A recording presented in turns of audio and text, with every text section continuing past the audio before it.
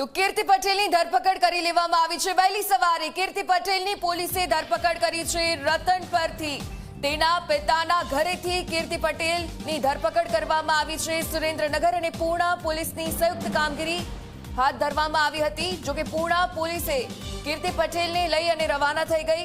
ખંડણી અને આ સાથે ધમકીના કેસમાં કાર્યવાહી કરવામાં આવી રહી છે। એટલી બધી ભૂલી ના હોય।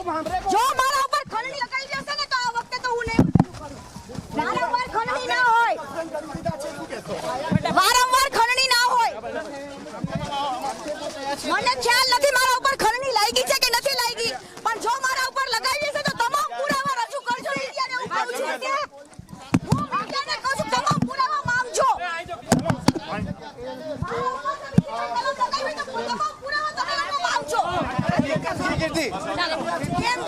કેમ ભાઈ પૈસા લીધા છે ફરિયાદ કરવાના? ચાલો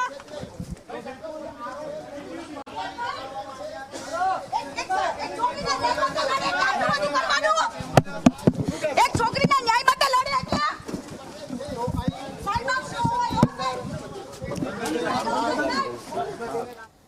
તો સુરેન્દ્રનગર ખાતે કીર્તિ પટેલની ધરપકડ કરી લેવામાં આવી છે। હંમેશા સોશિયલ મીડિયાથી ચર્ચાસ્પદ રહેતી સોશિયલ ઇન્ફ્લુએન્સર કીર્તિ પટેલની સુરત પોલીસે સુરેન્દ્રનગરના રતનપર સ્થિત નિવાસસ્થાનેથી જૂના કેસમાં ધરપકડ કરી છે।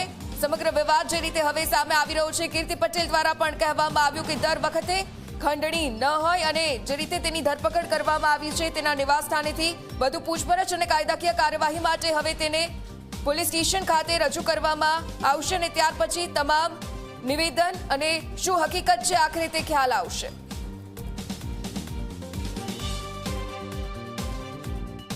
ટિકટોક સ્ટાર કીર્તિ પટેલની પૂર્ણા પોલીસ દ્વારા ધરપકડ કરવામાં આવી છે। આપ સીધા દ્રશ્યો જોઈ શકો છો।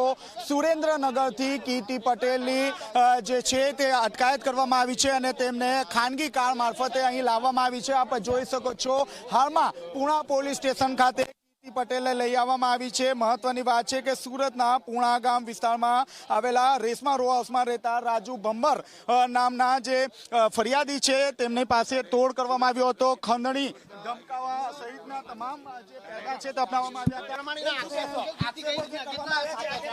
બધા ખોટા છે। સુરેન્દ્રનગર તેની અટકાયત કરવામાં આવી હતી। જૂનાગઢ ગઈ હતી, જૂનાગઢથી સુરેન્દ્રનગર આવતા તેની અટકાયત કરવામાં આવી હતી અને તેને પૂર્ણા પોલીસ સ્ટેશન ખાતે લાવવામાં આવી છે। કેમેરામેન વિજય બેસાણી સાથે ચેતન પટેલ, ઝી મીડિયા, સુરત।